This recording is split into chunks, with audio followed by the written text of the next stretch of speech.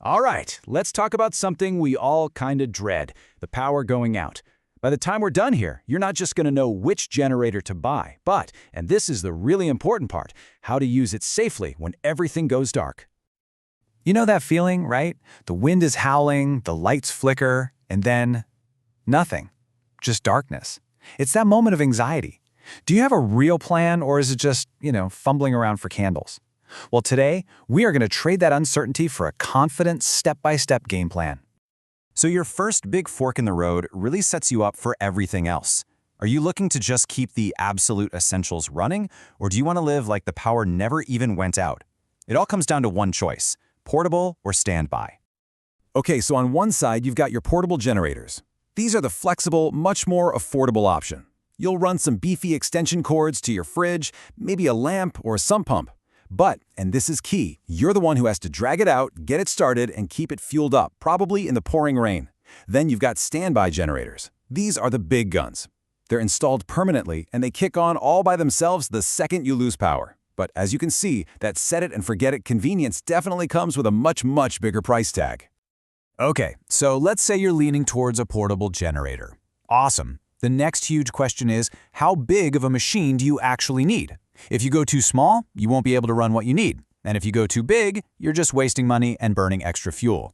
Let's figure out how to find that just right size for you. Don't worry, this math is simpler than it looks. First, just make a list. What do you absolutely need to keep on? Your fridge? A space heater? Next, add up their running watts. That's the power they sip on just to stay on. Now here's the crucial part: starting watts. Things with motors, like a fridge or a pump, need a huge surge of power just to get going. Find the single biggest starting number from your list and add that to your running total.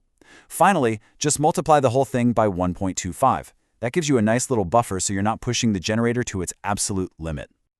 And this chart right here, this shows you exactly why that starting wattage is so important. Look at that refrigerator. It might only use, say, 600 watts while it's humming along, but for that split second the compressor kicks on, bam, it needs 2,000 watts. Same deal with the sump pump. If you don't account for that big initial jolt, you're just going to overload your generator and trip the breaker. Oh, and here's a little pro tip, especially if you're powering newer TVs, computers, or even one of those fancy smart fridges. A standard generator's power can be a little choppy, let's say. Those fluctuations can actually damage sensitive electronics. An inverter generator smooths that power out, making it clean and stable, just like what comes from your wall. Yeah, they cost a little more, but it's pretty cheap insurance for your expensive gear. All right, so you've got the right size picked out. Now you got to decide what you're going to feed the thing.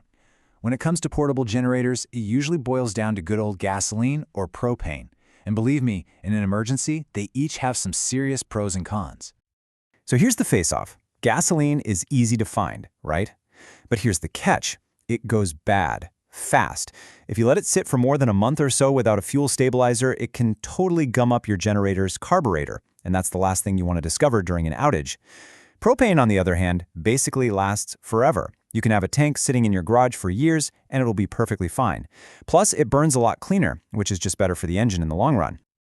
Okay, I need you to really tune in for this next part.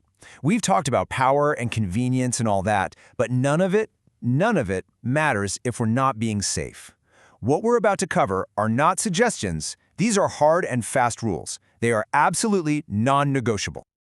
Let that one sink in. A generator is a gas-powered engine creating electricity. And if you handle it the wrong way, it can be way, way more dangerous than just dealing with a power outage. Our goal here is to solve a problem, not create a tragedy. This right here is the #1 most important rule of all: 20 feet. That is the absolute minimum distance your generator needs to be from any window, any door, any vent that leads into your house. Never, ever, ever run a generator in your garage or on a covered porch or in a shed. It has to be outside. Why? Because the exhaust is packed with carbon monoxide, an invisible, odorless, and deadly gas. And the scariest part about carbon monoxide poisoning is that it feels just like the flu. You get a headache, you feel dizzy, maybe a little sick to your stomach. It's so easy to just brush it off. But if you are running a generator and anyone, you, your spouse, your kids, starts feeling this way, do not wait. Get everybody outside into fresh air immediately and call 911. A battery-powered CO detector is an absolute must-have. Now let's talk about the #1 electrical danger: You can't just plug your generator into a wall outlet to power your house. This is called backfeeding, and to do it, you'd need a dangerous homemade cord with 2 male ends. They call it a suicide cord for a very good reason. If it comes unplugged from the wall, you're left holding a live plug. And it's not just a danger to you. It sends electricity back out to the power lines, which can kill a utility worker who thinks the line is dead. Just don't do it. So if backfeeding is a huge no, what's the right way to get that power inside?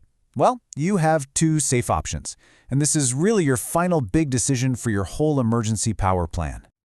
Okay, so the simplest method is just running heavy-duty extension cords from the generator right to your appliances. It works, but now you have cords snaking all over the place, and you probably have to leave a window or a door cracked open to run them through.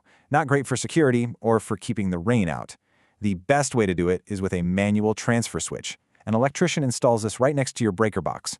When the power goes out, you plug your generator into an outlet on the outside of your house, you go inside and you just flip a few switches. You can now power entire circuits safely. No messy cords, no open windows, and 0 risk.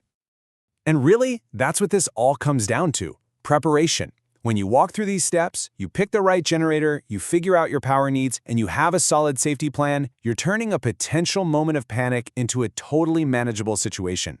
You're not just buying a machine, you're buying peace of mind. So there you have it. We've gone over the what, the why, and the how. You have the complete roadmap now to make a smart, safe choice. The only thing left to do is put that plan into action before you actually need it.